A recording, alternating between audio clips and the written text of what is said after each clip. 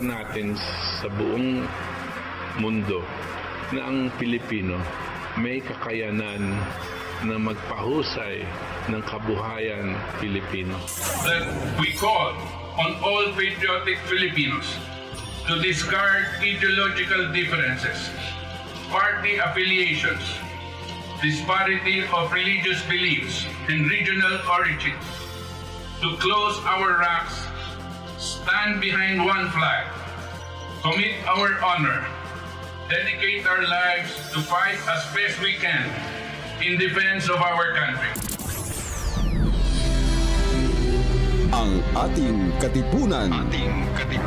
Ang ating katipunan. Ang palatuntunang maghahatid sa inyo ng mahahalagang impormasyon tungkol sa mga kaganapan sa loob at labas ng bansa. Ang ating katipunan. Magbibigay liwanag sa mga katanungang nagdudulot ng pagkalito sa mga mamamayan hango sa aral ng pandaigdigang kasaysayan. Ang ating katipunan. Makikinig sa inyong mga daing at kuro-kuro sa pagsusuri ng mga kasalukuyang suliranin ng ating bayan at ng buong mundo. Ang ating katipunan. Maglalatag ng kalutasan ng mga sanhi ng paghihirap ng kalagayan at kabuhayan ng sambayanan. Ang ating katipunan. Ihahatid sa inyo ni Itos Valdes ng Philippine LaRouche Society, Save the Nation Movement, Solidarity for Sovereignty Movement, Renaissance Philippines, at Partido Politikal ng Katipunan ng Demokratikong Pilipino, kasama si Cathy Cruz.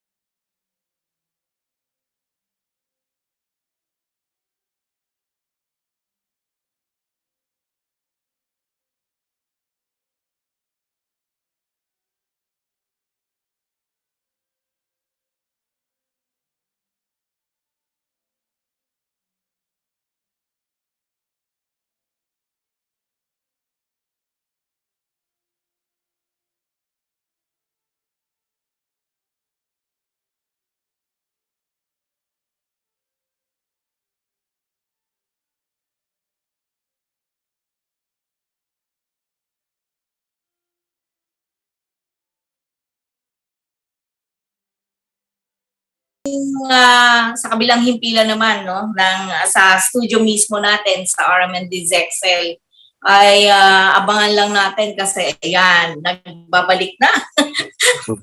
Pasensya na po at wala po tayong may technical difficulties lang po. But anyway, kayo po ay again nanonood at nakikinig po sa ating katipunan na palatuntunan At kami po ay sabayan niyo pong napapakinggan sa social media accounts ng Katipunan Channel o Partido KDP sa pamagitan po ng Facebook page at YouTube. At syempre, napapakinggan niyo rin po kami sa RMN DZXL 558 kHz. At katulad nga po ng binabanggit ni Itos kanina, finally, ito ay matinding talakayan ang ating gagawin for the within 2 hours, no? At alam mo, Itos, ang balita ngayon, latest na balita ngayon ay si Pangulong Bongbong Marcos ay umalis kanina papunta ng Estados Unidos. At binabanggit nga na ang pag-alis niya, ang layunin ng kanyang pagpunta sa Amerika ay tungkol sa food security, digital economy, energy security, climate change. Samantala, ang White House naman ay iba ang kanilang kumbaga pagpapaigting nitong marahil itong EDCA at itong joint efforts daw to uphold international law and promote a free and open Indo-Pacific. Yan ang binabanggit ng White House, no? So gusto ko lang kunin bilang isang may sasabi kong katulad na rin ni Professor Butch, no? Ano ang pagtingin mo dito sa pagbisita muli? Pangalawa na to na pagbisita na makakausap niya mismo si Biden ng Estados Unidos. Itos? Sige, simplehan natin. Lahat ng press release na lumalabas sa diaryong yan, sa Inquirer, sa Philippine Star, all corporate media, are all press release. Yung actually i-discuss nila ang mga nangyayari ngayon. At naglo-loyalty check itong yung mga taga-US. And when kung si President Marcos ang pupunta doon, definitely hindi niya sasabihin kay Biden na ayaw namin ng gera. Ang sasabihin ni Biden sa kanya at Biden at yung mga taong pumapaligid kay Biden, sasabihin niya sa presidente, ito yung gusto namin mangyari, ito ang dapat mong gawin. At ito ang plano namin. So parang ano ka muna, sunod ka muna sa amin panandali, tapos kami na bahala. Parang gano'n ang mangyayari. Hindi po yan yung mga sinasabi nilang climate change, yung mga press release lang po yan. Yan ang mga tinatawag na pang sa mga tao, kunwari. Diba? Parang gano'n lang yan. Tapos, ang gagawin po nila, after that, mag-a-attend pa sila ng coronation ng bagong hari daw ng Inglaterra na si Prince Charles, right? Na King Charles na ngayon. So isa pa yan kasi puro meeting yan sa tabi-tabi. Okay. Ceremonias yan. So ako personally po, senyales po yan kung saan po kung saan tayo papanig. When our president goes to Biden, goes to visit Washington and talk to, I presume, yung mga taong pumapaligid kay Biden, yun yung mga tao tulad ni Pelosi, tulad nila Schumer, tsaka pa kasi Obama pa kasama dyan. Yan yung mga may gustong gumera sa China. Okay. So yan ang papag-usapan nila. Tiyak. Yan ang gusto nilang gawin. Hindi po walang iba ang papag-usapan nila except that. So kasama na yun yung EDCA, kung anong gagawin sa EDCA. Kasama na yun yung pag gumawa silang kalokohan diyan sa malapit sa Taiwan, which they're surrounding already. Tapos ano yung response ng China or plans of escalation. Kung maalala po natin, dumating dito si Victoria Nuland. Si Victoria Nuland po, para siyang angel of death. Pwede natin ituring siyang angel of death. Kung saan siya pumunta, kung bumisita yan, susunod ang kamatayan. Yan ang reputasyon at yan ang ginagawa po ni Victoria Nuland. Yan yung Secretary of State dati ni Obama, yung ambassador to Ukraine. Sila yung nagkagulo dyan sa Ukraine. Sila nag-umpisa dyan ng coup d'etat in 2014. They're the ones who started this whole ball rolling against Russia and against Putin. They're the ones who admitted na may biolabs dyan sa Ukraine. Ngayon, sila rin nag-a-admit na may biolabs dyan sa Sudan ngayon. Sudan ba yun? Yung nagkakagulo ngayon sa Africa. Okay, so kakabisita lang ni Nuland recently, I think a month ago. Quiet lang, pero siyempre kinausap si presidente natin at yung mga taong kakapaligid. Shortly after that, meron ng EDCA. Shortly after that, meron ng galaw sa Taiwan. So, lahat yan po kasama. Definitely, and this is all connected again. All connected to the current global economic state of the world, the financial state of the world. Because right now, there is a major upheaval in the world financial system. There is a move to de-dollarize, meaning the biggest countries in the world have already moved to put up their own economic and financial system, the BRICS. They call it the BRICS, but it's extended to many other countries already. At marami pang bansa ang gustong sumama dun sa kanila. Okay? Ano ba sila? Russia, China, Saudi Arabia, India, Brazil, and South Africa. They have decided to essentially create their own financial system. Sila nagte-trade, hindi kailangan ng dollar. Now, what that means is that they're trading oil and heavy machinery, commodities, agriculture, and everything else. Hindi ginagamit ang dollar. Ang salapi ng US. Kasi po dati, since the 1940s, kailangan po dumaan sa dolyar. Kaya yung mga OFWs natin, earning in dollar, they'll send it back to the Philippines in dollar. Ngayon po, yung mga pinakamalalaking bansa, umaalis na sa dollar. So what they call the petrodollar system is already disintegrating as we speak. And this petrodollar system, ang mga liderato niyan galing sa London, galing sa US, and all other countries following them. Desperado na po sila. Sabi ko nga kahapon sa Crossfire, the US is not the leader country anymore in terms of trade and economics.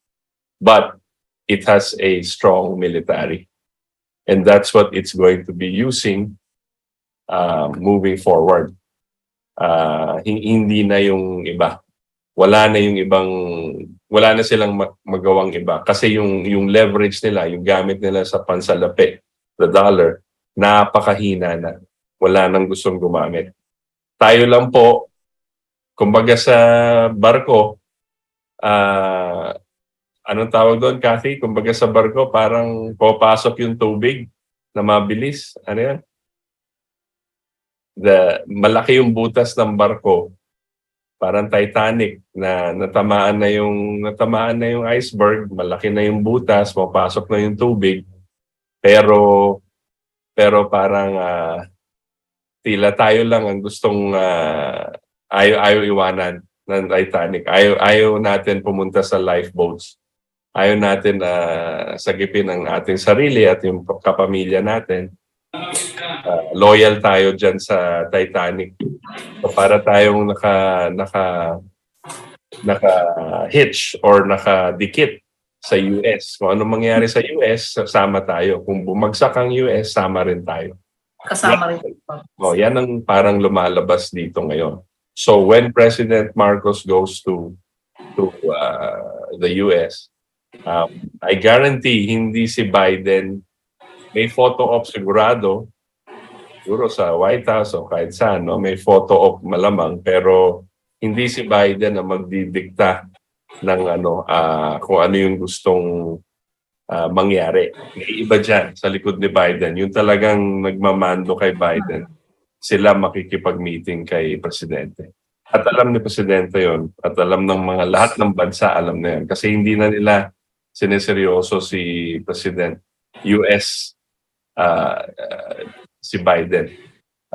Kasi alam po nila wala nang yatang malay si Biden na tama. Sa lahat ng appearances niya, sa lahat ng mga speeches niya, hindi na po, parang wala na sa sarili. So alam ng mga world leaders yan. So this is what's happening now. This is the crisis point. Because if the US president, the leader of the free world, the leader of one of the most powerful militaries in the whole world with nuclear capability, is not sane and he is not in command of his faculties anymore, then who is the one leading the US now? Who is directing policy? We're in a very dangerous situation, and this is what we request the president na kailangan sabihin niyo sa tao yung totoo. And get out of the Titanic, go on the lifeboats for the sake of the Filipino people. Yun po yung mandate na ibinigay sa iyo, Mr. President. Please do not take this lightly. It is very important because lives are at stake here. The future of the country is at stake. Yun lang po, Cathy, for now. Pero alam mo, Itos, medyo nakakaalarma kasi kung yung pagpunta, ang kahulugan ng pagpunta ni President Bongbong Marcos sa Estados Unidos ay parang pinapakita niya sa buong mundo na ang pinapanigan na niya Amerika. Diba? Parang namili na siya. Ganun ang lumalabas. Pero ang problema nito, naiipit tayo, ang sambayan ng Pilipino, in fact, dahil sa ginagawang pagkilos ngayon at desisyon ng Pangulo natin ngayon, Itos. Pero ang gusto ko lang din, I'm sure ang ating mga kababayan ay nagtatanong, bakit nga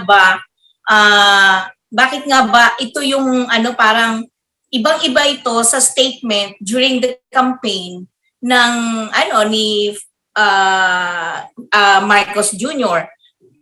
kesa sa ginagawa niya ngayon. Ano ba yung nag-push sa kanya o nagtutulak kung bakit ganito yung parang umaame na siya, sabihin natin, o bumabaw na siya sa bansang Amerika? I cannot, at this point we can only speculate kung bakit. Many reasons, hindi po natin alam. Maybe it has something to do with personal or also hindi po natin alam yung talagang reason o kung ano yung sinabihan siya when pag-upo niya na this is what's going to happen, this is what you have to do as president. So sabi nga ni Rita Gadi kahapon sa Crossfire, sabi niya, hindi po natin alam yung pressure na in-experience ngayon ng Presidente Marcos. I am sure yung pressure sa kanya from all sides very strong. So what he can only rely on is himself and his principles and values that he grew up with, because he cannot rely on people around him. Maraming traidor yan sa paligid niya. Correct. Like Caesar, he is surrounded by his enemies, no? Sabi nga nila. As always, as a president, you can only rely on, at the end of the day, rely on your own judgment and your own, So, that's why yung sa amin po, the strength he must gather for the decisions that he has to make. Kailangan po, I would suggest that he invoke his father. Whether he likes it or not, his father had shown courage many times over the course of his political career, and in the face of overwhelming odds and many enemies. So, yun lang yung ano niya invoke his father, call out to his father, look at the policies and the decisions he made. Yes. And hopefully he gets enough strength. Aside from, of course, ang pagdarasal at hihingi ng tulong sa Panginoon, no? Pero kailangan niya ng core group na trusted niya talaga around him. Kasi lumalabas parang yung mga nanggamit sa kanya, hindi naman sa kanya talagang loyal. Correct? So, I think he would do well, honestly, if he would seek the advice of the former president also, Rodrigo Duterte, when it comes to these things. Just advice and an insight, just to see, to balance it out, yung influence sa kanya. Because kahit papaano, kahit hindi perfecto po si dating Presidente Rodrigo Duterte, he demonstrated an independent will, an independent and you will rely on, and he always demonstrated yung puso niya para sa Pilipino. Correct. Hindi siya maarte tulad ng hindi siya mahilig magsipsip sa ibang presidente. Hindi siya na distract sa certain things. So I think a good mentor, he will tell him what lalo na because he knows that the President Duterte had been there for a while and fought those battles. So it would be good to get an insight from him. Yun lang po sa akin. Like me, honestly, ngayon po, when you look for guidance, siyempre hanapin mo yung tatay mo, di ba? So ngayon, pumanaw na po si Chairman Coach. Napapaisip lang ako what he would do, what he would advise, and what he would do to give me strength also, personally. So I would advise President Marcos to do the same. Magugulat po siya na baka may insight o may abiso si dating President Rodrigo Duterte sa kanya na will help give him strength to make the right decisions. Lalo na now, it's crucial now. This period is crucial. Kasi pag nag-umpisa na yung barilan dyan or gera, ang hirap na. Mahirap nang gumalaw. Napasubo ka na. So, yun lang po. That's true, Itos. Sa totoo lang, tama yung binanggit mo na mukhang kailangan na lumapit ang si Pangulong Bongbong Marcos para humingi ng payo. Kasi nakita naman ng buong mundo na si Pangulong Rodrigo Duterte hindi siya nasindak.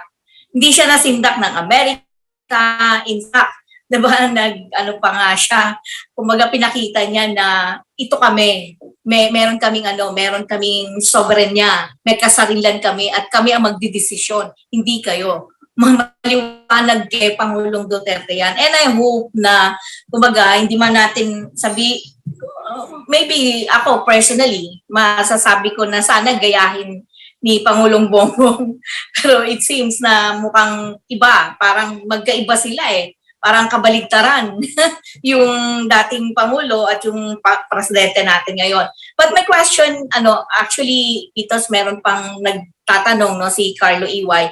Pero bago ko ibigay yung tanong niya, ang inaalala ko lang dito, what will be the impact of this move na pagpunta sa Amerika ni Pangulong Bongbong Marcos sa mga bansang China at sa iba pang mga karatig na bansa natin? The impact, there's differences. Kasi the impact is normal lang yung visitation to different countries. That's okay. If I were President Marcos, I would also visit China. Correct. I would also ask Xi Jinping. I'll visit China. Would improve also relations because kung totoo man lang na neutral tayo, edi lahat bisitahin natin, di ba? Hindi tayo mamimili ng certain sides. Kasi ang nangyayari po niyan, if you notice, every time there's an effort to pansin natin every time there's an effort or a move to improve relationships with China in particular and Russia, may magkakagulo na naman sa West Philippine Sea or sa South China Sea. Kasi fishermen, kasi Coast Guard, kasi ganyan. May gulo na naman. So, nadidistract na naman yung taong bayan, tapos na-impluensya na naman yung president. Tapos, na parang may pinapasukan ng intriga o chismis yung pag-uusap nyo to improve your relationship. So, the impact is bigger whether he visits or not if he makes a stand and says that we are not interested in participating in increasing tensions between two countries. The Philippines is an independent nation and therefore follows an independent foreign policy. And therefore, we will not be used by either side for their own political games or political maneuverings. We will remain committed to peace in the region and development. We will always encourage and increase efforts for regional economic cooperation with all interested parties and for the benefit of all. It has to be mutually beneficial. Hindi lang po yung one side. Alam na po natin yan. Hindi na tayo mangmang sa mga ganyan. Kunyari, press release. Ang mga corporate media, yung mainstream media po, puro press release lang naman ang nilalabas nila. So, they have to play that game because they need the money to survive. Ganun yung nangyayari dyan. So, they don't ask the right questions. They don't ask the important questions. Because if they do, baka i-blacklist sila. Ganun lang yun. So in many aspects, whether it's health, whether it's security, whether it's economics, kahit business. Yung mga malalaking business, may-ari na ng media companies, syempre. Yun yung propaganda arm nila, di ba? So this is what's happening now in the Philippines. But it's also happening around the world. Ganun lang yun. And unless the only thing standing in the way of that is government, which is the whole point of government in the first place. A government of, by, and for the people and interested in the general welfare. Yun po yung constitution natin. Okay, so it's not a government for the elite. It's not a government for the poor. It's a government for the Filipino citizens. Equal lahat. Okay, so that's how it was made and that's how it should stay. So the impact that you said, Cathy, yung parang sinasabi pupunta siya sa London, but it's what they call optics. Optics lang, yung PR, pakitang tao na dito kami. Okay? Pero sa side nun, pag visit niya sa London, sigurado ang daming meeting yan na iba-iba na hindi na nilalabas sa press. Okay? Yung mga ibang ka-meeting yan, malay mo, may meeting siya with the Chinese counterpart sa London, di ba? Hindi mo alam. Diba? So, kasi imbitado rin naman yung mga Chinese government dyan sa coronation. I don't agree. Personally, I really do not like this royal family. I do not like anything that has to do with monarchy because the fact that we fought our independence was basically anti-monarchy, anti-imperialist monarchy. So if you are a patriot, if you're a Filipino patriot, kung ikaw talagang patriotiko, ayaw na ayaw mo yung mga hari at reyna, yung mga ganon, king and queen of Spain, yung mga European royalty, ganon. Ayaw na ayaw mo yun. Because that concept of royalty, ibig sabihin, not all men are created equal. And not all and there is kings, and sa kanila lang emanates all power and wealth, and you are not supposed to question that. That's the whole concept of royalty. Tapos tayo as an independent sovereign nation, pupunta tayo doon, makikiguest tayo dyan sa coronation of king. King of what? 'Di ba? Ano bang kaharian niya? 'Di ba? So ano ba itong ginagawa natin doon, di ba? Ano yan? Party? Di ba? Sosyalan lang ba yun? So, personally, ayoko. But I understand that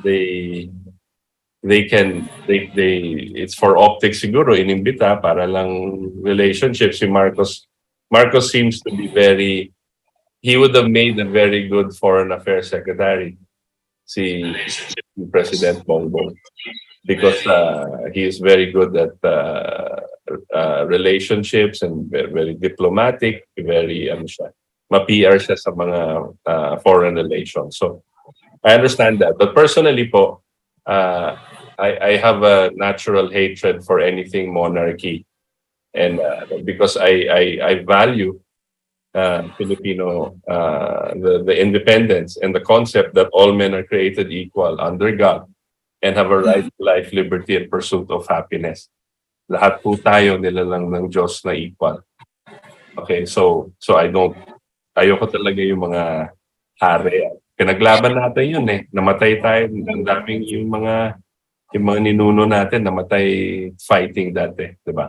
Correct. Tapos pupunta ka doon, bibisita ka doon, di ba? Diyos ko. Exactly.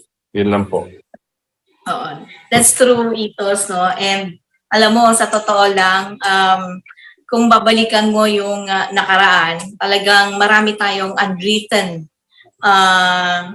heroes, mga Filipino heroes during those days, panahon ng Kastila. At alam mo, sa totoo nga lang ang mismong iyong pinakalolo, pang ilan ba, great-grandfather ba, ang balitsuhin na nga ba? Kasi si Jose Abad Santos, 'di ba?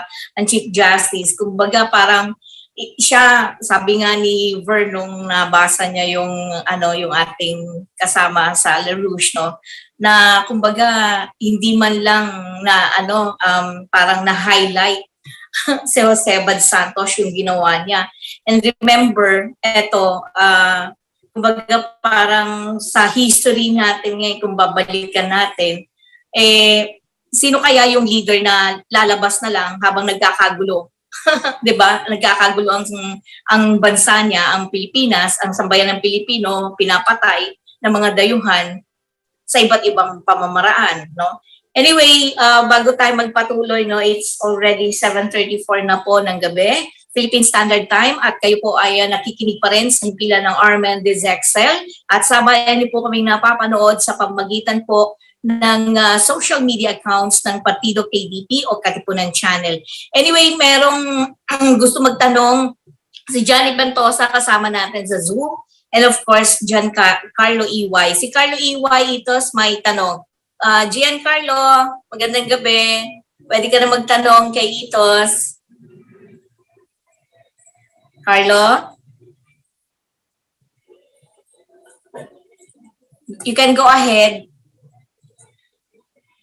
Yan. Ay, mute okay. Magandang gabi po sa inyo lahat, no? Welcome back po sa ating pagsasama-sama, no, sa programa natin ito. Oo, may tanong lang po ako at mayroon lang din ako information sa nangyayari sa ating kasama sa laban na si Dr. Dr. Joe. Ako, buti pinaalala mo yan. Oo, yung kay Dr. Joe Oclarit ba? Yung aksidente pa na noon na nangyari. O sana may pakita natin yung video ng pangyayaring yun para hindi makalimutan yung ginawa, yung mga nagawa ni Dr. Oclarit sa ating bayan po. At yung isa pang impormasyon po, na aking nakita, na aking napag-alaman kagabi ay nawala pa ng CDCPH Facebook page po. Mukhang binura ni FB. Kaya nakita tayo mag-ingat, no?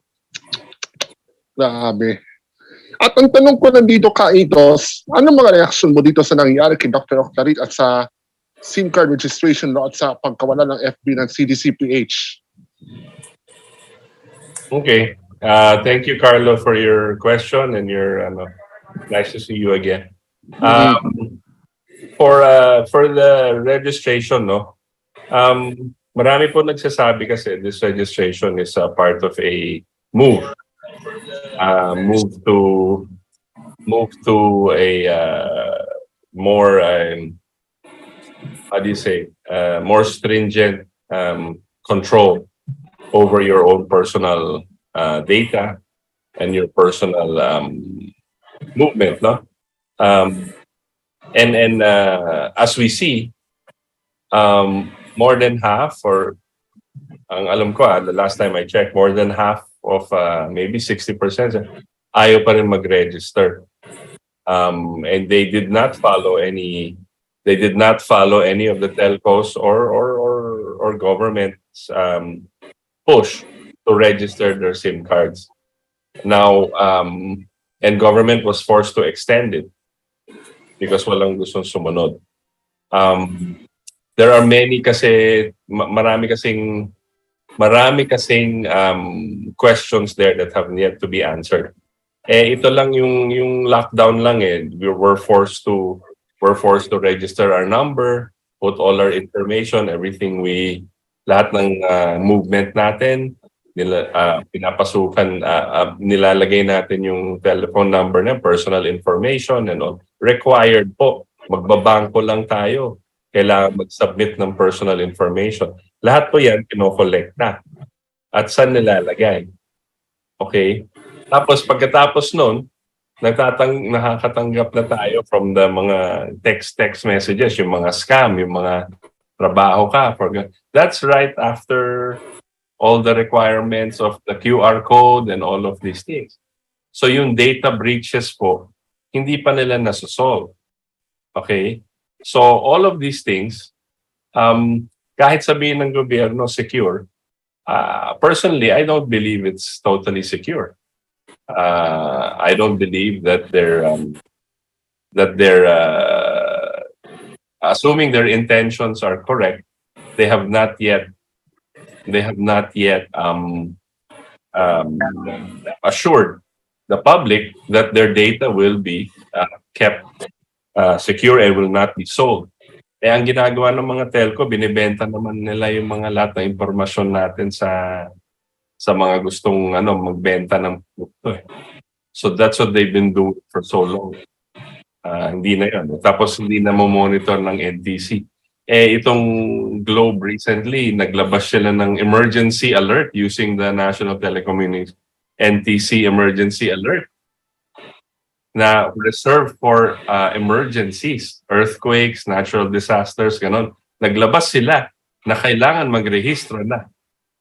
And siyempre, yung NTC, magdi-deny sila. Sabi nila, hindi namin pinayagan yan. Anong gagawin nyo ngayon? Palagay ko po, alam nila lahat na yun ang gagawin. Because kontrolado na ng mga pribadong oligarkya na ang mga businesses natin and our agencies. That's what we're facing now. So that's my take on that. But because government cannot provide an alternative that's safe and really for the people, this is why many of our citizens, all of us, are stuck to hope and pray na lang. Pero ang binibigay nyo sa mga pribadong interest. Ang mga data nyo, datos nyo, mga personal information, yan ang nilalabas ko doon. Look at when you do that, hindi natin pwede sabihin malaya ang you're not truly free even in these platforms, lalo na Tamo nangyari, Carlo, nga doon sa CDCPH. Tinanggal na naman sila ng ano. Why? Because they're getting louder and there is going to be a push for a new round of boosters. So they need this. They need everybody quiet.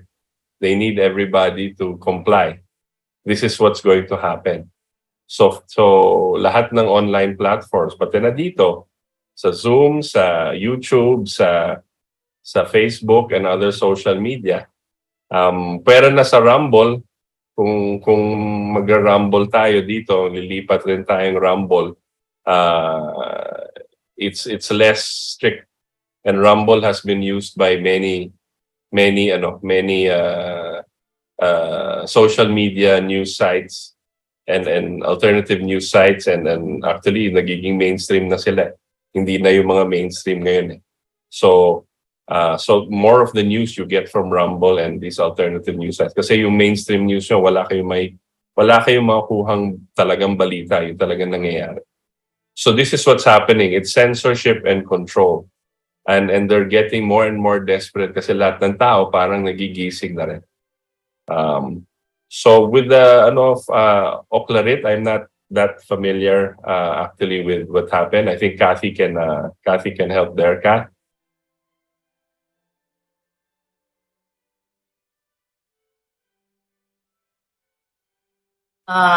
Si Dr. Oclarit ay nakapanayam namin ni Professor Butch, no?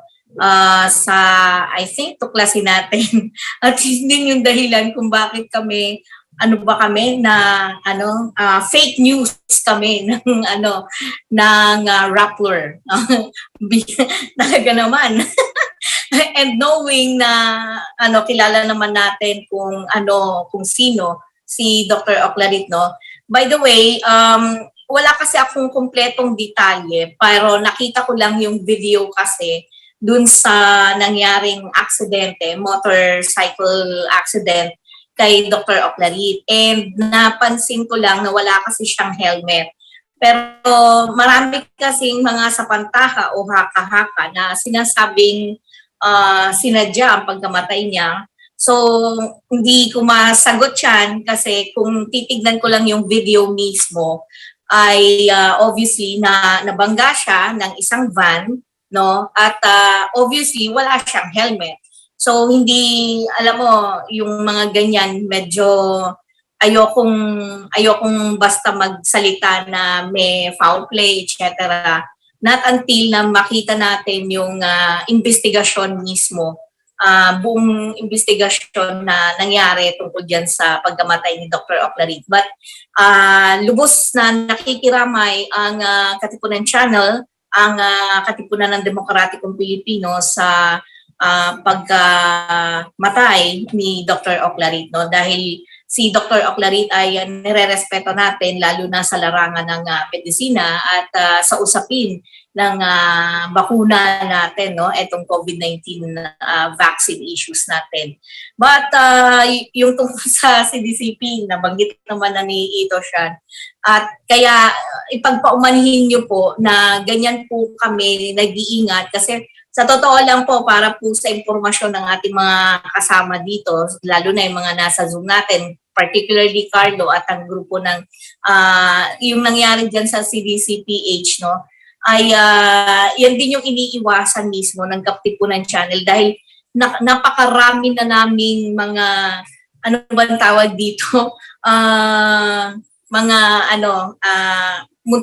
mahirap ma-terminate Unang-una, syempre, sa pagbibigay mo ng tamang impormasyon, kaya minsan may ginagawa kaming ibang pamamaraan na para ihatid sa inyo yung tamang impormasyon at totoo. Kaya kung minsan, pagka ang usapin ay tungkol sa bakuna at ang pinag-uusapan ay tungkol sa EDCA at iba pang international or national issues natin, medyo sinesegue ko. Hindi ko masyadong tinututukan kasi alam naman natin pare-parehas at alam yan ni Carlo na baka mamaya tuluyang mawala ang ating partido KDP, although we have Rumble, but of course we still have a lot of followers dito sa Facebook natin.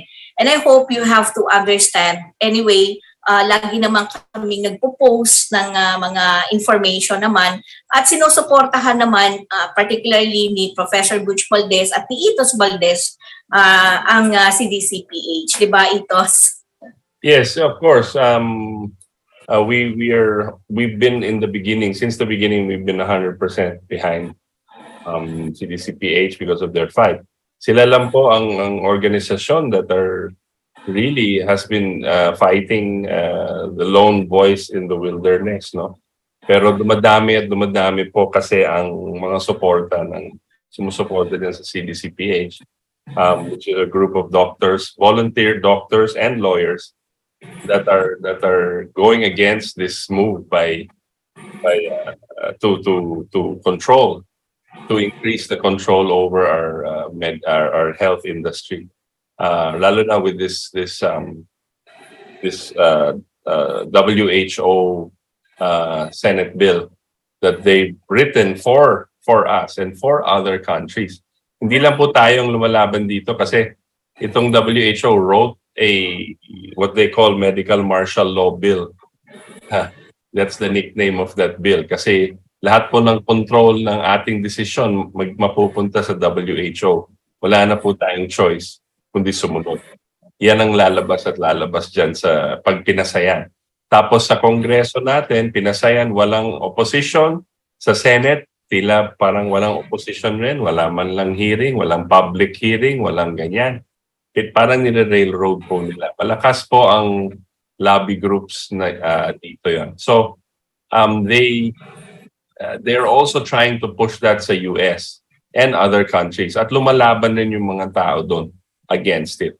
So let's see what happens. But the point is, I think real patriots, if you love freedom, if you love your what this country stands for and its constitution, you will fight any form of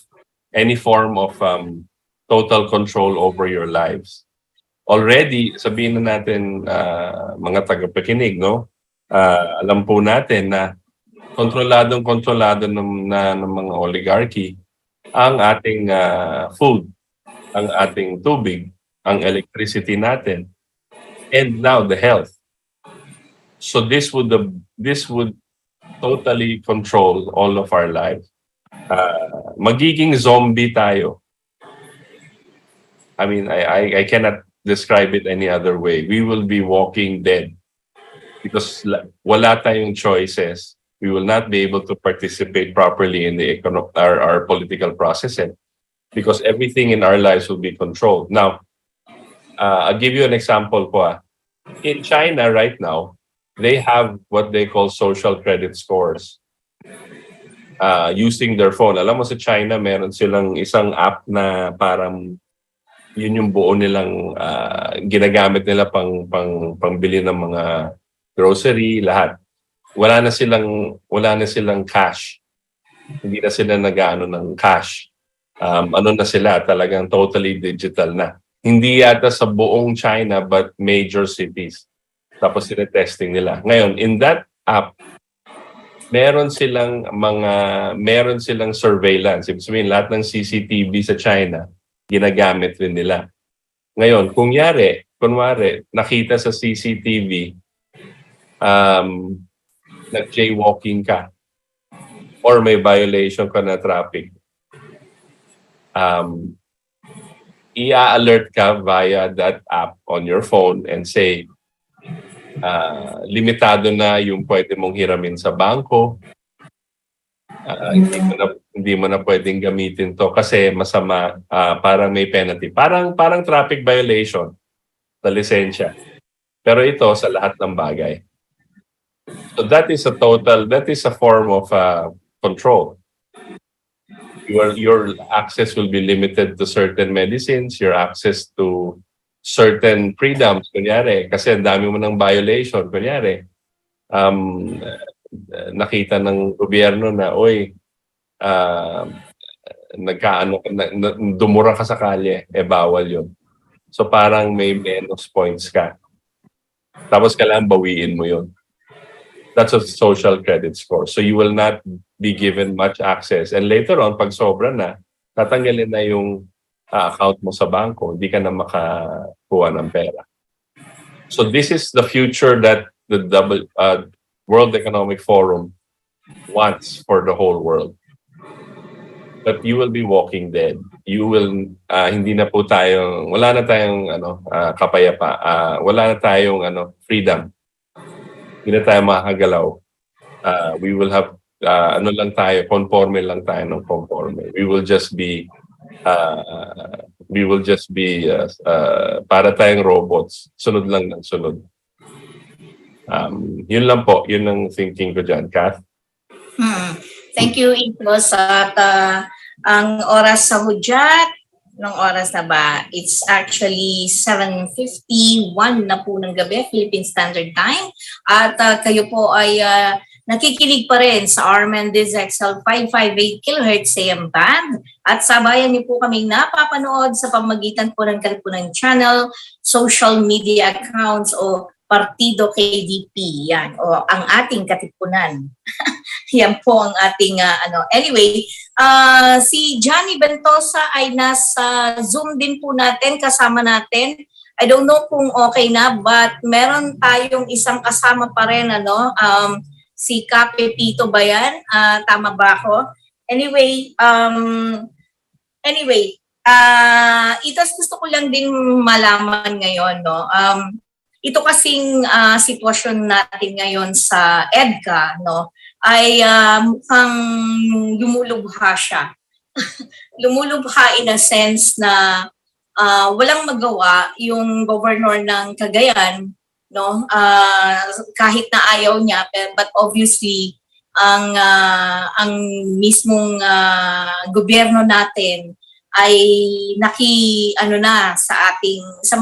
sa Amerika, no? Gusto ko lang malaman kung ano ba ang dapat na gawin ng mga lokal na pamahalaan o mga local government units na paglalagyan nitong mga EDCA sites natin, mga bagong EDCA sites. Kasi obviously, mukhang nandito na sila at nagpapasok na ng kung ano-anong mga armas. At minsan nga dito sa parte ng norte, may nakita kaming tangking de guerra. So, ano ba ang naghahanda ba talaga tayo sa nalalapit na ba yung tinatawag nating gera between mga karatig nating bansa, Itos? Yan ang gusto mangyari ng mga the current US administration and those behind it. Remember po, si Biden, he is not the one calling the shots. Let's keep that in our heads. Siya lang yung front nilalagay sa harap. So lahat ng kritisismo sa kanya. Pero hindi siya ang nagdedesisyon. Ang nagdedesisyon yung mga taong nasa administrasyon ni Obama. And some say that former President Obama is the one calling the shots. Now, kasama na dyan si Hillary Clinton, kasama na dyan si So, lahat ng yung buong grupong yan. Now, they're the ones calling the shots through Biden. Okay. Now, if you recall, during Obama's time, nag-pivot sila to Asia, right? Ang sabi nila, we will now concentrate our military. We will now send all of our military to the Asian pivot. Okay. Definitely, nung nangyari yun, ang senyales, ang dating sa China, ay nako, di mag-prepare rin kami. Di ba? Pero magaling tong US Magaling sila Obama gumalaw kasi pailalim. Ibig sabihin, manggagamit lang sila ng tao na kunyari hindi involved ang US. Pero nandun sila. Okay. Ang taong kailangan maghanap sila ng mga uto-uto. Madaling maniwala, nagiging emosyonal, hindi nag-iisip. Siyempre, sino mga yan? Di yung mga Pilipino. Diba?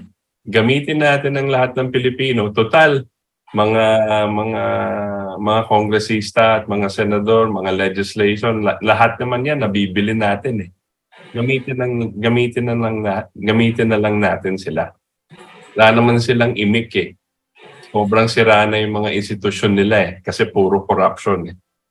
So, gawin na lang natin kahit hindi constitutional yan, kunin natin, mag-agree na tayo sa EDCA, tayo na bahala, maghabol na lang sila. Wala silang magagawa. Kaya napapansin nyo, kahit na maingay yung Cagayan na governor, di ba? Mamba. Governor.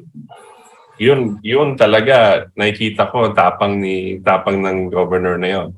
But no matter what he does, kahit mag-protest sila, kahit anong gawin nila, nandun na yon. That's the unfortunate thing. Kaya sabi ko mag-isip-isip tayo. Wala tayong say. Wala tayong say dyan. The unfortunate thing. Kasi we gave up from the executive, from our military and all. Pumayag na eh. Wala nang say wala silang pakialam sa local laws. Wala silang pakialam sa kasi confident sila, proprotektahan sila ng mga senador at ng ating korte, yung mga korte natin. That's what is happening. They know that. Alam nila yan. Kami na bahala dito sa mga korte, kami na bahala dito sa mga legislator natin. Walang magproprotesta dyan. So sasabihin nila dito sa mga CIA or deep state, pwede maglagay na kayo dito. Done deal na yan. Wala na tayong kasi tapos hindi ako ganun ka-interesado sa kung saan nila lalagay. The fact is maglalagay sila. Okay, because it doesn't matter. Pag pumayag ka, hindi na kasi, sige, payag ako pero sa lugar lang na yan. Pinasukan ka na eh. Hindi mo na sila maaalis dyan. That's how it is. So if you allow that, yan ang laro. Yan ang laro nila.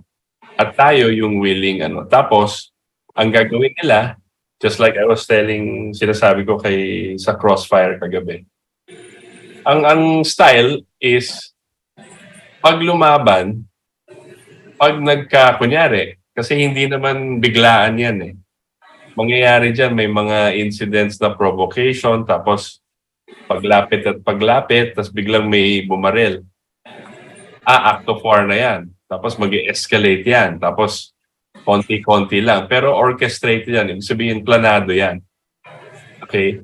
Sasabihin nila sa Pinoy, sa local military natin, sige, lapitan mo, ako bahala sa'yo. Sige, kayo yung lumapit dyan, ako bahala sa'yo. Hindi nakikita, ang nakikita ng... Tapos, since kontrolado nila yung media, ang ipapalabas lang sa media, ay yung propaganda nila. O yung Chinese ang nauna, o yung ang nauna.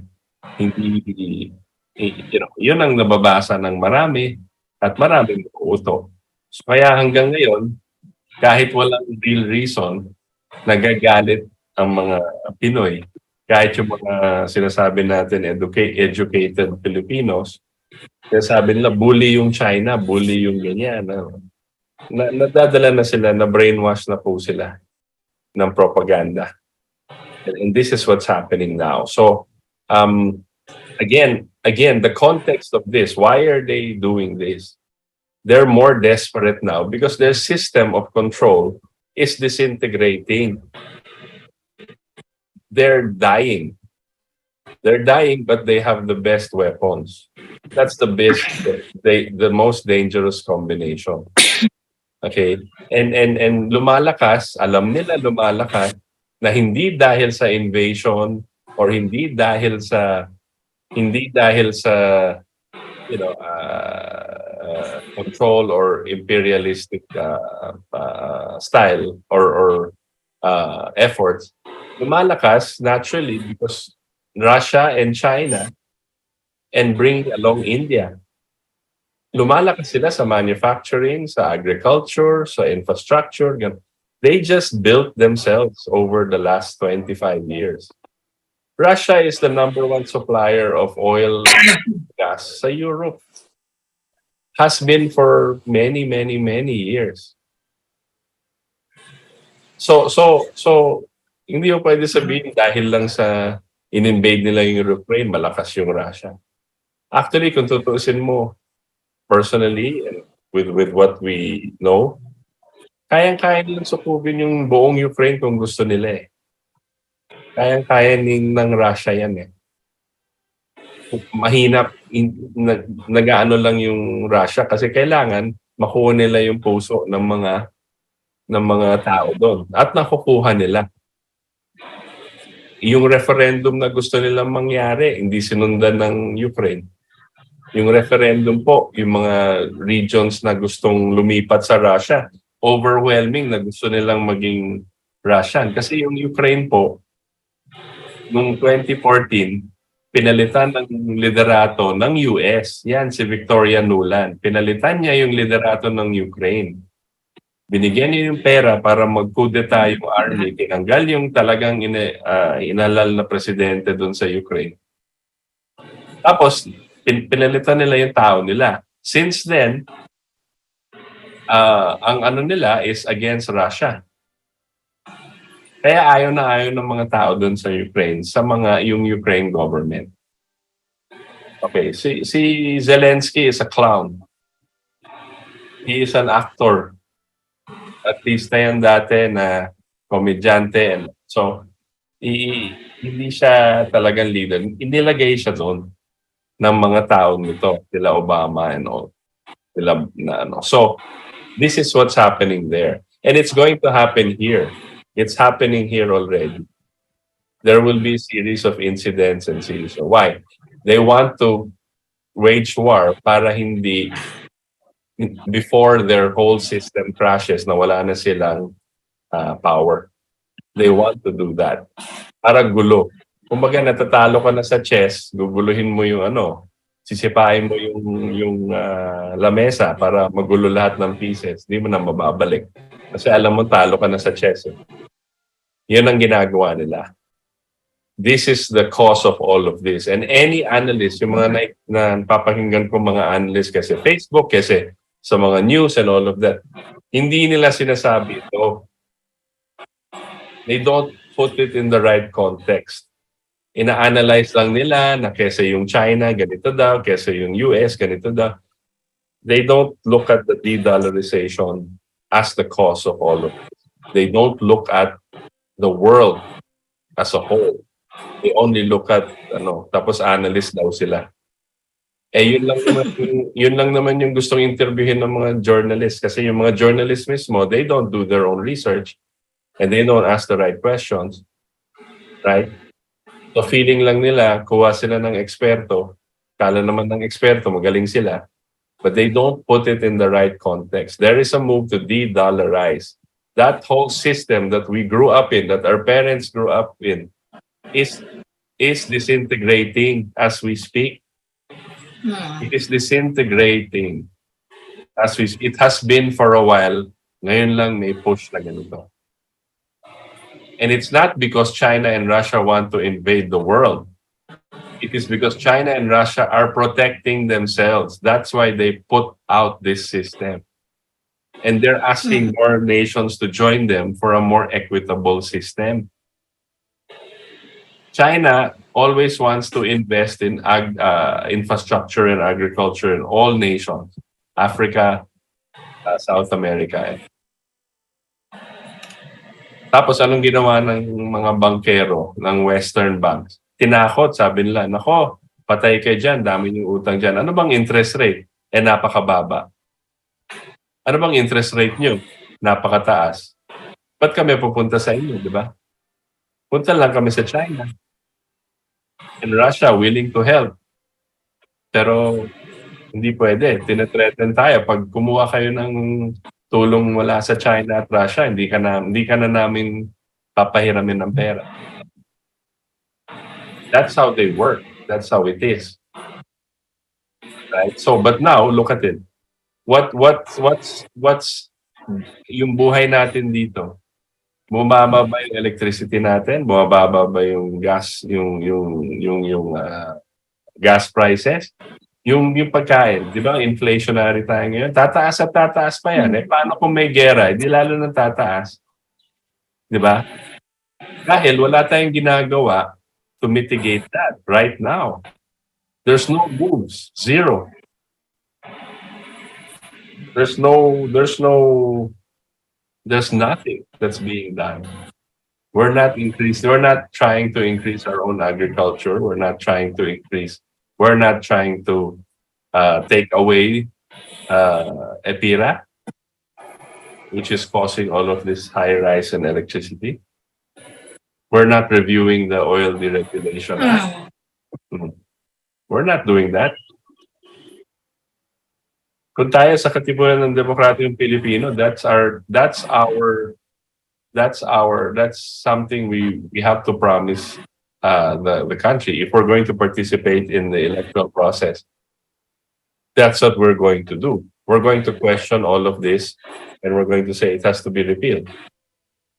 And if people believe us, then we will be put in power, assuming walang cheating, di ba? Pero assuming that's our platform. Kasi yun lang po eh. Walang ibang partido na ganyan eh. Yun lang, Cathy. Thank you, Tos, no? At meron tayong mga messages mula sa Zoom, no? May nagtatanong dito, sa tingin nyo raw po, mag-breakout na po ang war anytime soon? Tapos meron akong isang nakita kanina eh. Bakit need pa raw po magka-war? Yan ang sinabi. But obviously, si Ma'am SP. To everyone. So yes, I think I touched on that already na yes, anytime magbe-breakout because nga desperado na nga yung mga on the side of the Western banks. Remember, this is the Western banks. It's not just the US. Sasabihin natin yung US lang gusto mo. Hindi yung US as a country wants to go to war. It's the US leadership right now that wants to go to war. Hindi kailangan mag-war. Remember po, tsaka just because US ka, hindi ibig sabihin masama ka automatic. Remember po, may Trump. During the time of Trump, sinasabi ng mga kalaban niya sila Biden, Obama, si George Bush, kalaban rin niya, si Clinton. Sinasabi lahat sila, nako, pag si Trump na halal, magkakagera tayo. Nagkagera ba during Trump? During his 4 years, di ba nagka-peace treaty pa nga with Korea? Nagka-peace treaty pa with Israel and Saudi Arabia? Di ba? Lahat yung Abraham Accords tapos yung South Korea gano'n. Wala nang gera. Si Putin ba tsaka si Xi, sabi niya, hindi, magkaibigan kami, usap kami. The minute pumasok si Biden right away, tinanggal niya lahat ng ginawa ni Trump at gera na naman.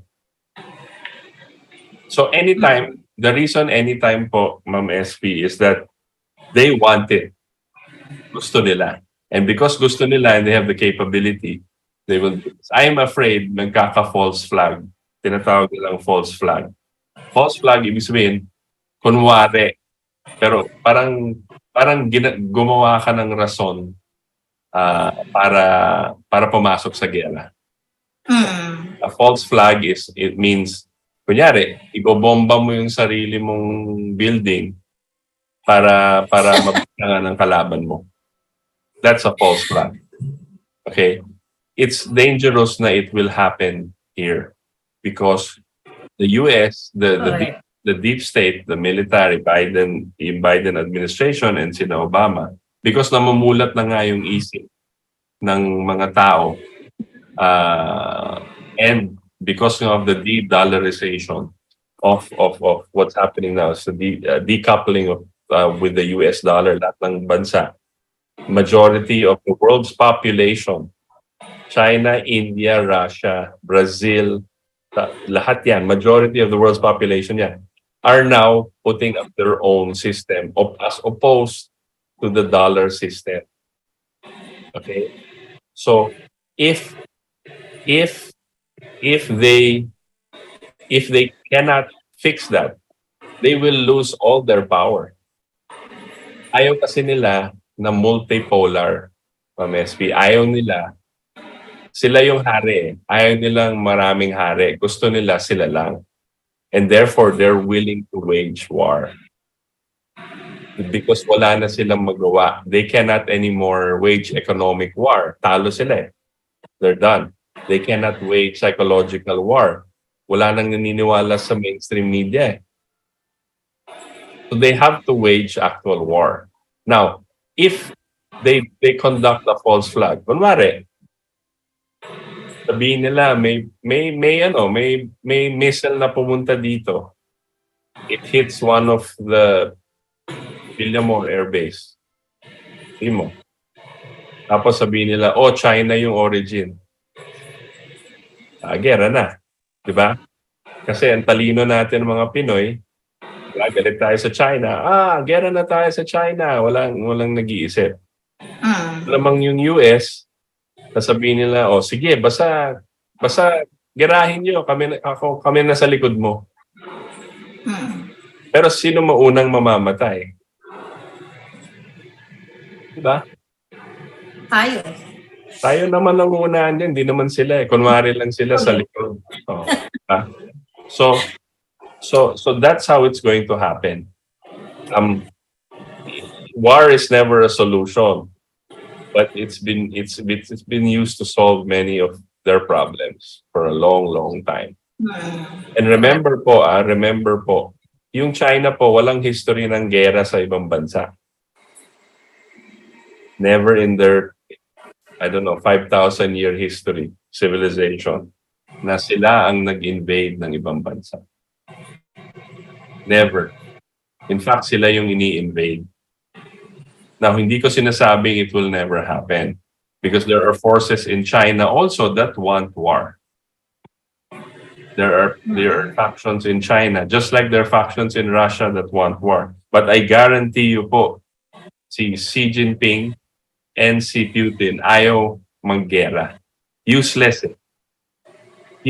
Patayan yan eh. Lalo na ngayon, there's nuclear capability. It's useless to go to war. Talo lahat eh. Diba? Pero, pag gusto mong may kinabukasan, ayaw mo ng gera. Pag ikaw, nakikita mo, ang kinabukasan, hindi ka kasama, hindi ka na hari, gusto mo ng gera. Diba? Kasi hindi ka na yung boss eh. Mawawalan ka ng power eh. Mawawalan ka ng kapangyarihan sa mundo. Siyempre, gusto mo ng gera. Pero yung mga gustong mag-develop, explore the universe, mankind, ayaw ng gera. Diba? So, this is what's happening. And it's happening now, and we're willing participants. Willing tayo. Sige, lagay lang kayo dito. Sige lang, gano'n. Diba? Nobody wants war. Only the ones who have the most to lose. Yan yung sila, which is the Western banks and their whole system. Central banking system, lahat. Mawawala yan. Mawawala. Ma-imagine nyo ba isang araw wala na yung Bangko Sentral ng Pilipinas? Posibleng mangyari. Nangyayari na ngayon kasi de-dollarization na eh. It's a different system na eh. So yung China, Russia, and with the BRICS, it's a different kind of system. Unless pinasukan rin sila ng mga demonyo, di ba? Na maglagay rin sila ng sarili nilang central banking system na kontrolado rin nila. Pero malabong mangyari yun. Kasi alam nila mga demonyo to. Diba? So this is what's happening. This is what's happening currently in the world now. And that's the context for all of these activities with South China Sea, West Philippine Sea, whatever you want to call it, sea, di ba? And in Taiwan, sa taas, that's what's happening. Di ba? At this point, the Philippines strategy should be entering into development deals with all nations. Development economic. So let's say, for example, disputed islands. Edi cooperate tayo lahat. Develop natin yan. Tapos may share tayo. Kasi ano-ano kung nakuha natin yan? Anong gagawin natin dyan? May kakayahan ba tayo? Yeah, and what are we going to do? At least ito mabilis. Tapos may share tayo. Edi away pa rin tayo sa pero kumikita tayo lahat in the meantime. Di ba? So that's what we can position ourselves, and then development deals, hindi yung investment deal, hindi yung maharlika investment. So, ito na nga, nagdi-dollar nga. Yung mga bangko, Western banks are failing left and right now. Mabagsak sila. This is what's happening currently. Nawawala na yung kanilang dollar system. Tapos imprenta sila ng imprenta. Tayo dito, napaka-clueless. Di ba? Ano nga sabi ni Rizal? Yun, parang naiinis siya kasi parang wala. Where are the youth of the nation? Di ba? Wala. Puro TikTok and K-pop. Di ba? Yan ang ginagawa. Sabi niyo sa Rizal, kabataan daw ang pag-asa ng bansa. Ayun, patay na tayo kung gano'n. Di ba? Kasi, honestly, kasi yung kultura ngayon ng kabataan, iba eh. Hindi na eh. They don't have a sense of history. They don't like learning and sitting down and learning the real history. They would rather, do TikTok. They would rather do K-pop. Tinatawag ng Romans noon at that time. To cover for all the problems of Rome, bigyan mo lang ng pagkain tsaka entertainment yung mga citizens. Hindi na sila magre-reklamo. Ano yung kaya nangyayari ngayon? Diba? This is what's happening. This is what it is. So yun ang nakakalungkot po.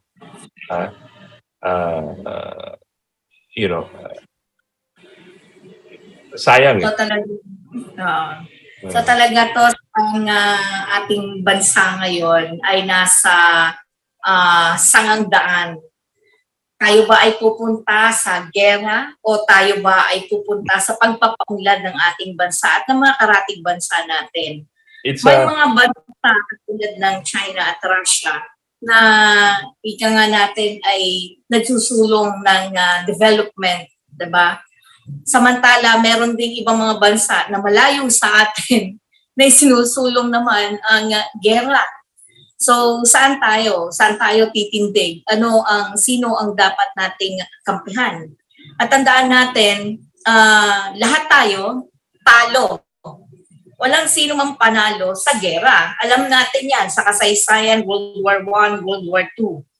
And wag natin kalimutan na sa Europa, during those days, di ba, ano yung nakapagpatapos ng tinatawag nating 30 years na gera. Ito yung Treaty of Westphalia. Marahil magandang may paliwanag mo itong tungkol sa Treaty of Westphalia para makita ng taong bayan, marinig ng taong bayan kung ano ba ang kahalagahan nito at bakit ito naaangkop sa kasalukuyang nangyayari sa buong mundo, lalo na sa ating bansa. Itos.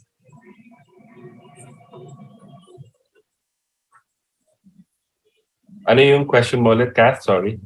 Ang kaugnayan, ang kahalagahan ng Treaty of Westphalia at bakit sa kasalukuyang sitwasyon ng bansa natin ngayon at sa nangyayari sa buong mundo, bakit ito importante na malaman at mukhang ito ang kinakailangan tignan. Yes, and again, I have to give credit to my father, si Chairman Butch, who always pushed this as a solution. Because when there is a when there is a land dispute or dispute of economics, he always invoked and said we should study the Treaty of Westphalia. Ang Treaty of Westphalia po was ito yung mga kingdoms during the 17th century, 16th century. They got together kasi gera ng gera. So nauubos na yung tao nila, nauubos na yung resources nila. So sabi nila, upo tayo, led by this guy, Cardinal Mazarin. Sabi niya, upo tayo lahat, mag-conferensya tayo. Pero kailangan ang pag-iisip natin, hindi para sa sarili. Ang iisipin natin, ano ba yung benepisyo sa kapitbahay ko? Kung lahat tayo mag-isip na ganyan, mas maganda yung usapan, hindi yung pansarili. So yun na nangyari. So there was a document that came out where everybody sat together and found a solution. So this is the solution that my father, si Chairman Butch, used to say, that he would say that that's a solution that we can look at for the disputed islands. Ano ba talagang pwede natin gawin together? Kasi hindi lang naman China and Philippines ang nagdi-dispute yan. Vietnam, pero pang Thailand, may Taiwan pa na gustong sumama dyan. So lahat tayo, magsama tayo and say, let's get together. Tapos yung ayaw makisama dyan or hindi dapat kasama dyan, tulad ng mga United States, tsaka London, Britain, wag na silang sumama. Tayo-tayo lang. Mag-usap tayo. So this is a solution that can be proposed in many different scenarios around the world, right? And I am sure China and Russia and India would love this.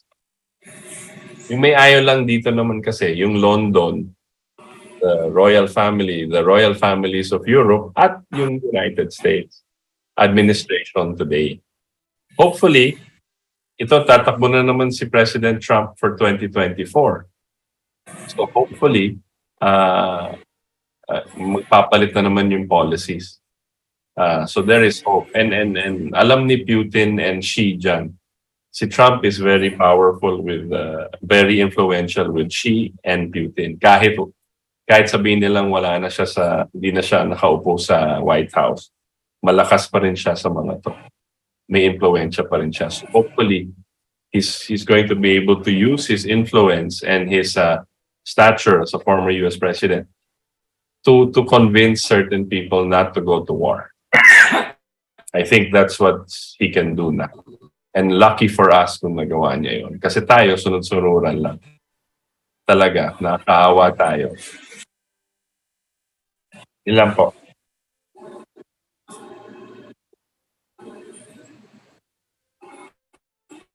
Kat? Nag-freeze yata si Cathy. Ang gabi natin po ay I'm here. Okay. 8:24 na po ng gabi, Philippine Standard Time. At yun po ay nakita rin sa impila ng RMN DZXL 558 kHz sa yung band. At sabayan niyo po kaming napapanood sa pamagitan po ng social media accounts ng Partido KDP o Katipunan Channel. Siyempre, nandiyan ang YouTube at social media. YouTube at Facebook page at gayon din, siyempre, makikita niyo rin kami sa Rumble. At I think may question yata si Johnny Ventosa. Johnny, magandang gabi. Hello? Johnny Ventosa. Mukhang nawawala siya. Okay. Sige, check natin. There, can you hear me? So, meron tayo, ayan, sana marinig tayo, nag-comment, ayan, yan, I hear you, Sir Johnny, magandang gabi po, at marami pong salamat sa patuloy niyo pong pagsubaybay. Good evening to everybody. Ito, I'm so happy to see you around. I'd like to ask a question, but it's not concerning EDCA. Is it all right? Itos? Can you hear me? Yes, yes, of course. Yes, Of course. yes. Sure, sure. Ask away. I just want your insight because this is worrying me about the WHO treaty that is supposed to come to, I think it's going to be finalized May 15. What is your insight on this? No? Because I think this is, if we still accept this, wala na tayo. We're giving total control to the enemy. What is your insight on this? I mean, No, I agree. I agree, and that's why the CDCPH also is very active against it. It's medical martial law. So whatever kunyari, naglabas sila ng ano naman, lockdown recommendation. The Philippines will have to do it. Wala tayong choice. We're not independent. We don't decide and analyze and study the problem on our own. We will have to just follow what they say without question or make consequences. Yes. So I don't know how interested President Marcos is in passing this. I don't know how because it obviously hurdled all of the debates, the many debates, which I'm being sarcastic. There are no debates on this on the floor and in the Senate. And this passed. It seems like it's being railroaded and while the Filipinos are distracted with other things. now another follow-up question. Does this mean that even if we did not have the Senate Bill 1869 out, okay, let's say we will remove 1869, will the treaty still continue? It could be under an executive order, but it's not law. The treaty is not a law, not No. even if we are part of it. No, it won't be binding too much. We've signed a treaty with the WTO to commit to do this. We've signed the climate change treaty, the environmental treaty, but they can't enforce it if we don't follow it. So China signed on to environmental treaties, but they're not following the numbers that they're supposed to reduce, right? But if it becomes a law, it's difficult to undo that because then nakalusot sila sa Congress and Senate, and then the president approves, and then to undo that, they can just pay off a few congressmen and senators again to block it. And there's a lot of hearings and then all of that. So that's how I see it happening. So if there was no law, President Marcos can just enter into it like a commitment, but not really a law. Meaning they cannot force it because it's unconstitutional. See, so now they're trying to push it through. So that's how I see it. But anyway, because I'm finding it very funny that all of a sudden he wants to go to England and all that, and May 15 is coming, and it's like he's just biding his time and letting it happen, and then let the people complain. I mean, I don't know where it's coming from in the first place. I don't know. Yeah, it's frustrating. It's frustrating, understand. Thank you, John.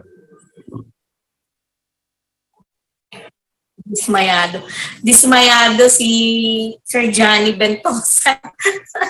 And anyway, to add it on, yung about sa WTO TOS, I was informed by some group, particularly the Philippine Chamber of Agriculture and Food, no, ang laking epekto ng WTO at binabanggit nila na sa agriculture natin, pwede bakit daw ibang bansa ay nagagawang hindi sumunod sa WTO. Kumbaga, pwede naman tayo hindi sumunod lalo na kung makakaapekto raw sa mga farmers natin. So, yun ang binabanggit ng ng ating mga grupo ng mga magsasaka dyan. And let us remember na ang Philippine Chamber of Agriculture and Food ay hindi lang basta magsasaka.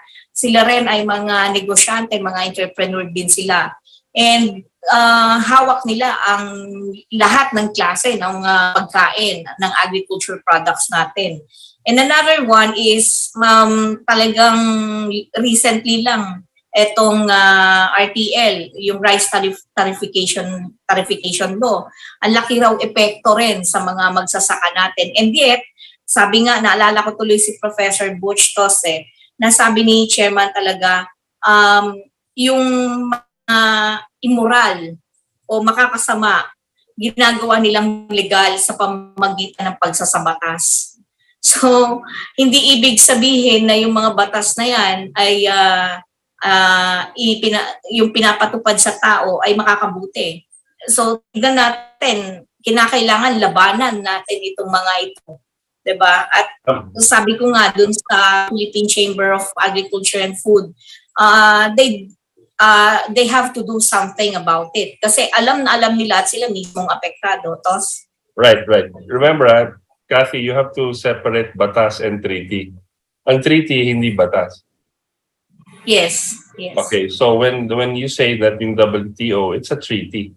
That's why sabi nga nila, ba't yung ibang bansa hindi sumusunod? Because it's a treaty. Meaning, you don't have to follow it.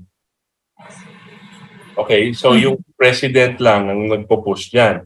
Gusto may treaty. But when he's not in power anymore, hindi kailangan sumunod. Pero pag ginawang batas, hindi naman pwedeng gawing batas, sunod tayo sa WTO, nasa constitution na natin na kailangan sumunod tayo sa WTO. Walang ganyan. So, and they know that. And that's what these guys are trying to change now. So sabi nila, mahirap yung treaty, kailangan enforceable. So dadaan sila sa legislation ng mga bansa. They will make it into a law. Mga gago yan, yung mga Klaus Schwab, tsaka World Economic Forum, tsaka yung WHO. Alam mo yan, I would encourage everybody to research the background of Tedros ng WHO, World Health Organization head. Research niyo po yung background niya, magugulat kayo kung sino siya at saan siya galing. At maliliwanagan kayo as to how he maintindihan niyo kung paano siya mag-isip ngayon kasi ito yung background. Magugulat po kayo. Yun lang. Okay. May mga comments tayo dito. Siguro, bigyan na natin ng pagkakataon yung mga text messages natin, no, Tos? Kung okay lang sa'yo para mukhang yung may mga kailangan kang sagutin, no? So it's time to read the text messages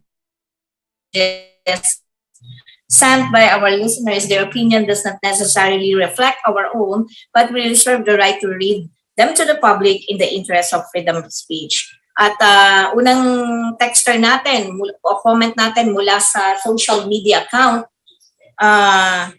sabi ni Luis Gerald, sabi ni Trump na mula ngayon ay tatawagin na siyang crook si Lolo Biden dun sa speech niya po.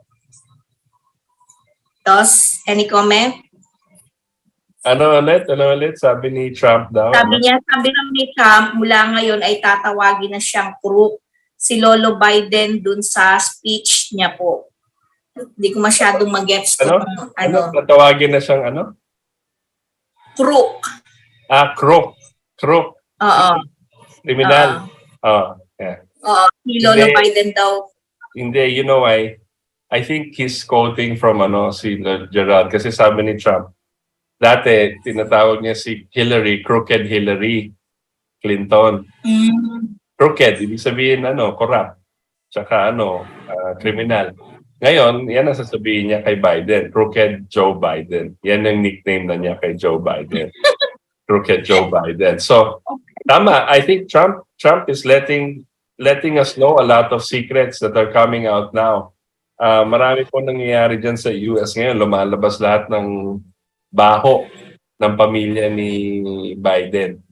At doon kaya siguro rin, that's one of the reasons why they want this yung mga gulo sa mundo. Kasi marami pong na-expose ngayon sa US. Pati si Fauci, yung CDC, yung head ng NIH, National Institute of Health ng US, lahat ng baho niya lumalabas ngayon. At lumabas na, may video na lumalabas na tinanong si Fauci recently, anong gagawin mong kaibahan? Yung mask ba? Sabi niya, if I were to do it differently, yung masks, hindi ko ipupush kasi, it doesn't work. Tapos dito tayo, kunwari, alert level 1 ulit, magmamask daw lahat ulit. Galing talaga tayo. Magaling talaga ang mga ahensya ng gobyerno. Sobrang galing. Okay. Sunod na text, mula kay Stormy Sawi. Sabi niya, what about Enrique's advice to PBBM? Does he in favor of the president decision? Any comment, Os? You have to be more specific. What advice did he give? I don't know what advice Enrique gave the president. At mula naman kay Rising Flag TV, what will stop China from patrolling our EEZ 1,800 nautical miles away from them and 180 nautical miles away from us? I'll ask you the same question. What will stop the US from going around our EEZ also? China lang ba nandyan? Stop buying into this propaganda. Okay. Mula naman kay Fernando Rosales, sabi niya, China tech of government has good intention to its people. No Western vax in China due they experience bioweapon attack by Japan. Unit 731. Tech depends on good or bad intention for humanity. If we will control tech, it is bad. China has good intention of using tech for humanity, for growth, not degrowth. Any comment, Us? No, I agree. Tech is tech. It's like, ang sinasabi ngayon sa US kasi, dahil may mga, isa pa yan. During Biden's time, pag-upo ni Biden, dami na namang school shooting. Mga mass shootings. Diba? Tapos ang pinapalabas nila, i-ban lahat ng firearms na sales. Alam mo, ang baril hindi na mamatay ng tao. Ang tao ang pumapatay sa tao. Okay, so tech is not bad. It's what you do with it that becomes bad. But again, the only safeguard to that is increased regulation. You have to regulate it, and it has to be open and transparent. All the tech that can be controlled and can be, just like this new AI, sabi nilang AI. If it's not regulated and controlled properly, it will cause much damage. And so when yung mga chat GPT na yan, ganyan, it's for propaganda purposes. It is designed to convince people for propaganda, total propaganda. Kumbaga para siyang broadcast media version 2.0. Okay, so that's what it is. Okay, Kat.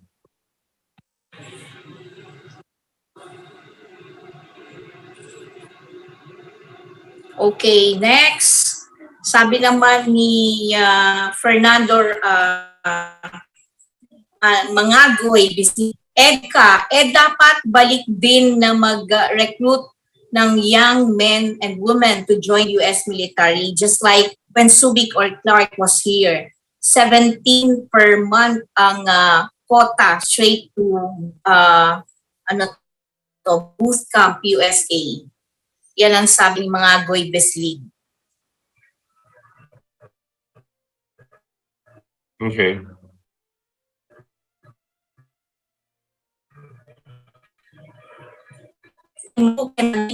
Facts, anong ginawa ni Putin sa Ukraine? Ano kayo, modern makapili? Sabi ni Maru Quintana.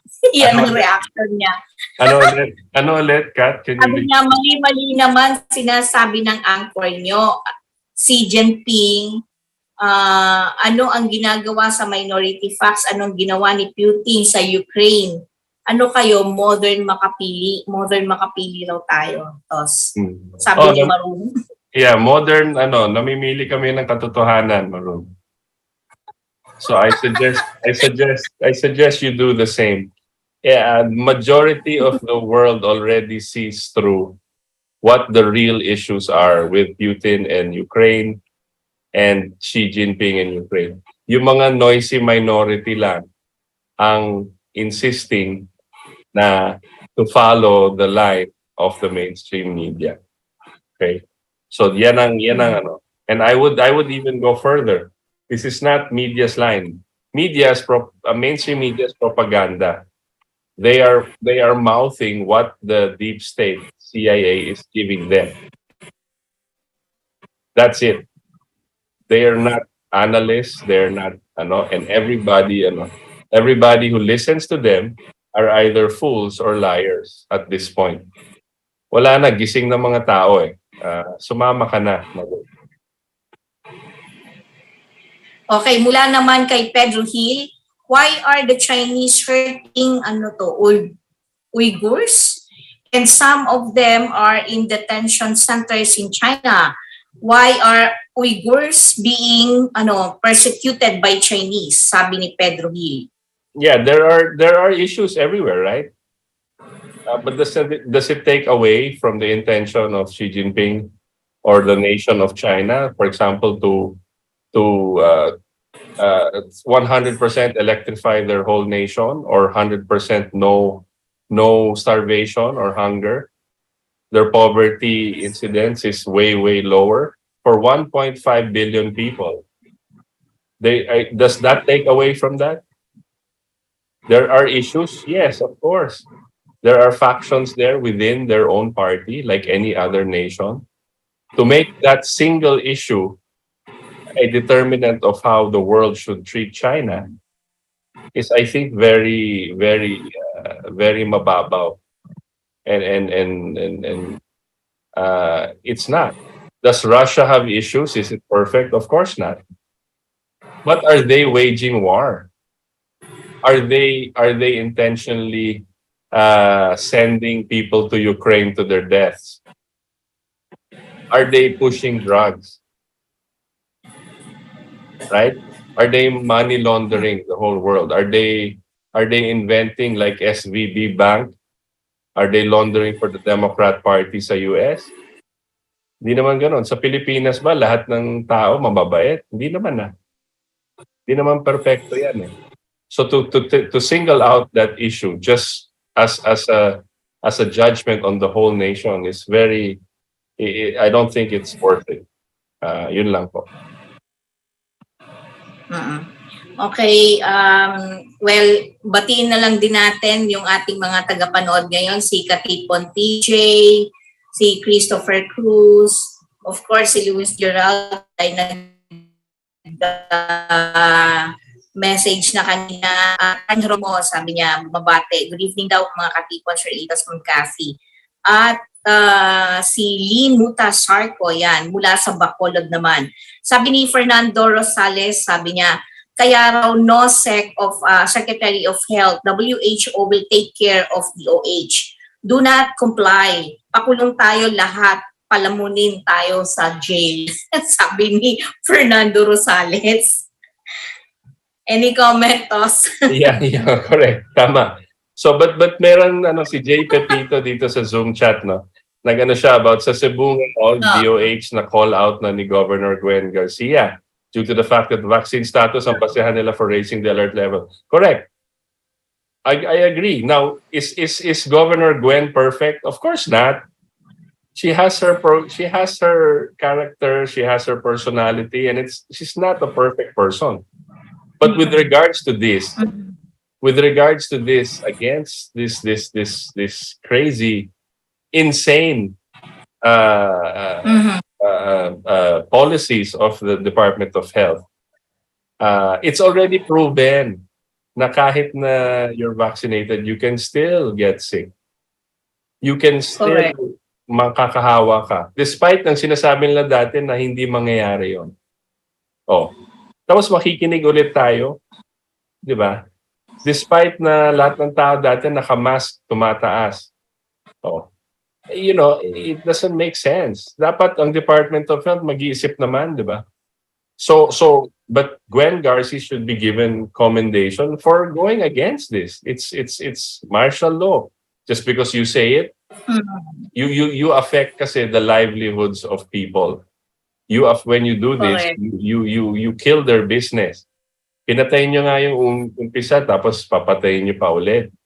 Bumabangon na nga ng konti. Konti na lang talaga, yung mga tao galit na. Maggalit na yung tao eh. Tama na to eh. Diba? So, ang mistake ng administration or any administration is to keep forcing their people into subservience. One day, they're going to rise up. And really rise up. And you will not like it when it happens. Right now, ito na nga nangyayari. People are pushing back. The world is pushing back against all of this. Mag-isip-isip naman kayo mga opisyal natin sa gobyerno. Kahit nakatanggap na kayo, mag-isip kayo. You cannot force people into slavery. You cannot do that. Don't do that. So, we support Gwen Garcia. We support her. We support her moves. We support who she is. Kahit may personality siyang ganyan, support pa rin natin siya. We support Cagayan Governor. What's his name? Mamba? Kat? Yes, Governor Mamba. Governor Kaya nga kung may champion tayo sa EDCA, which is Governor Mamba, may champion din naman tayo pagdating dito sa COVID-19, di ba? Yes. And actually, anyway, we'd love to have either of them on the show next time, di ba? Interview natin kung pwede, di ba? Yes, we'll reach out para makasama natin sila para once and for all at least maibahagi rin naman nila yung kanilang mga challenges at kung paano nila itinutulak pa rin ang para sa taong bayan. Messages dito, pero bago ko basahin yung ating mga messages or comments mula sa social media account, si Giancarlo EY ay may itatanong siya. Gian, go ahead, pwede ka na magtanong kay Itos. Ay, okay. Tanong at may suggestion na din sana ako. Sana isa din sa makasama at makapanayam ninyo si Dr. Mary Victoria. No, para sa updating na rin sa mga statistics sa mga nabakunahan, kumbaga ba, at si Attorney Aaron sa registration, no? At may tanong lang din ako, no, kay Itos, pwede ba natin sila makapanayam sa Attorney Aaron at si Dr. Mary Victoria ng CDCPH, yung kasalukuyang president natin? Sorry, again, can you ask again? I didn't get it. Kung pwede ba natin makapanayam ba sila? Pwede ba natin makapanayam sila Attorney Aaron Suginon ba at si Dr. Mary Victoria, ang president ng CDCPH, para mapag-usapan lang din natin ang statistics sa mga nabakunahan at yung sa SIM registration, no? Which is importante talaga na masalakay din ito sa susunod eh. Sure. We'll think about it, Carlo. Good. Thank you for your suggestion. Okay, thank you, Giancarlo. Anyway, tuloy natin yung mga messages natin mula sa social media natin. Sabi ni Danilo Thailand, good evening, ang ating Katipunan and to all followers. At sabi ni Virgilio Villanueva, for to like, good evening, Sir Itos and Ma'am Cathy. Sabi naman ni Stormy Savi, the foreign policy of PBBM and Cory and Noynoy is the same. Masyadong malakas ang oligarchs. At dugtong pa niya, parang nag-combine na red and yellow na naging salted egg na. Any comment, Itos, about this? No comment. At sabi naman ni Rise and Shine, iba si Junior sa tatay niya. Ay, totoo yan. Iba raw si Junior sa tatay niya. But in fairness, obviously iba, no? But in fairness kasi, it was a different time. Remember, right now, we're on the verge of upheaval of the whole world, no? Although you can argue during Ferdinand Marcos, the old man, President Marcos the first, it was the same because 1965 to 69, tapos upheaval, he presided over the change from a fixed exchange to a floating exchange rate. And 1971, so he had to manage the whole economy during the martial law years and all of those things. So I think, although they're different in personalities, I think the character should be the same. I think he can invoke his father, he can channel his father, and he should. In terms of these things, not just his father's brilliance in diplomacy and negotiation and all of that, which I think President Marcos has, but channel his father in his strategy, his strategic thinking, where to place himself in the world and how to first strengthen your country from within. I think Marcos, his father, Marcos the First, was very astute with that. So I think pwede.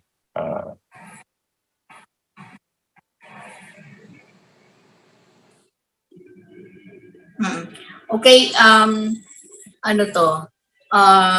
Sabi naman ni may dinagdag pa si Stormy Savi.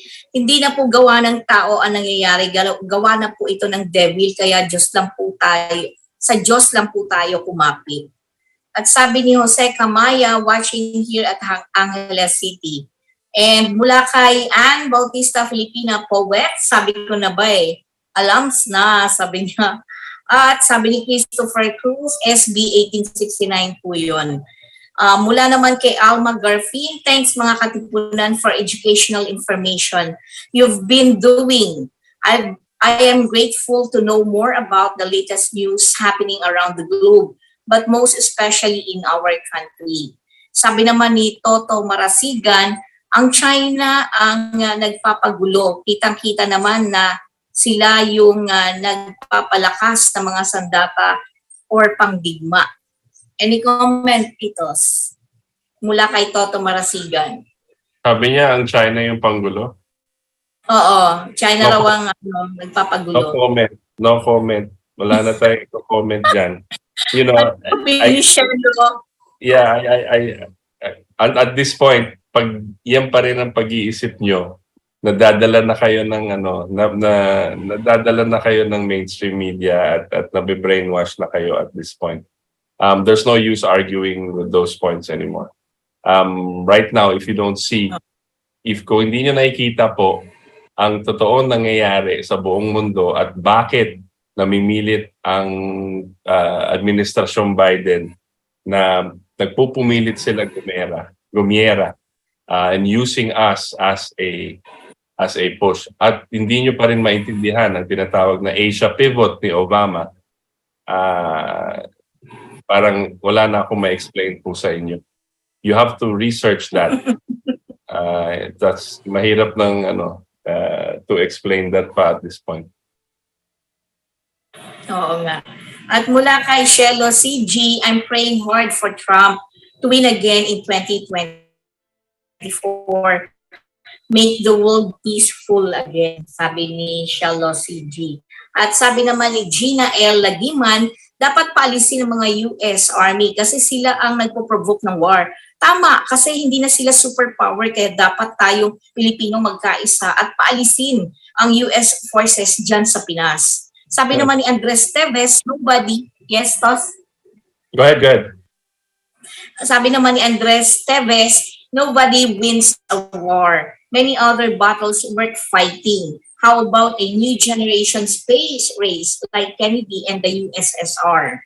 Yun. Any comment about sinabi ni Andres Teves? Agree to both comments. Agree na 100%. Mula naman kay Jinky Bill, hi po sa lahat dito watching from Germany. Thank you, Jinky Bill. Suki na natin yan eh. At sabi ni Ma'am ST, ano pong purpose ng war? Pasensya na po, di ko masyado maintindihan. Actually, na-explain mo na yata to kanina, no? At sabi ni JP Pito, sa Cebu nga, yung DOH na call out ni Governor Gwen Garcia due to the fact na vaccine status ang basehan nila for raising the alert level. Distraction nga with yung MMA vaccine deaths. Yun. Comment sabi ni JP dito. Yun na nga yung kanina nabasa ko, Kat, about Gwen Garcia. They base it on the vaccine status kaya nag-ano na naman nanggugulo na naman yung mga may interest dyan sa bakuna. At mula naman kay Alma Garfin uli, that's the biggest problem we have in our country, that we as citizens are so badly educated when it concerns history. Sabi na yung mga Goy Bislig, thank you Cathy and Ito, see you next month. Naku, mukhang nasa ibang bansa itong si mga Goy Bislig eh. At sabi ni Anacella Watson, have you heard of quantum financial system? And thus, SIM is not needed because phone will be changed into quantum phone anyway. Thus, parang di ko alam tong quantum. Yes. I've heard of this, no? There's so much things that has to happen before that becomes a reality. First, we need to there needs to be a major upheaval, which is happening now with an international financial system. Also, it needs to take out all of those structures that promote imperialism and fascism. You have to take that all out first before people and nations can chart their own path and be truly sovereign. So before those technological things happen, it needs certain things to come before. So yun lang. Nako, we have a few texts, no? At abulin ko lang to, Anacella Watson. One minute lang. Kung sino ang may turok ay siya pa yung nakakahawa at yung laging natutsugi dahil sa mga adverse effect into which are irreversible. At I think JR is taking his revenge against the Filipinos because of what happened to their family. Anyway, sa ngalan po ng ating mga katipon dito sa Ating Katipunan at sa magagaling na staff ng DZXL Radio Mo Nationwide, kami po ay pansamantalang nagpapaalam at nagpapasalamat na sinamahan nyo kami ngayon ang hora de peligro ng ating bayan at ng buong mundo dito sa Ating Katipunan. Hanggang sa libo pong muli katipon, 7 to 9 po ng gabi. Magandang gabi po sa inyong lahat. Thank you, Itos. Thank you, everyone.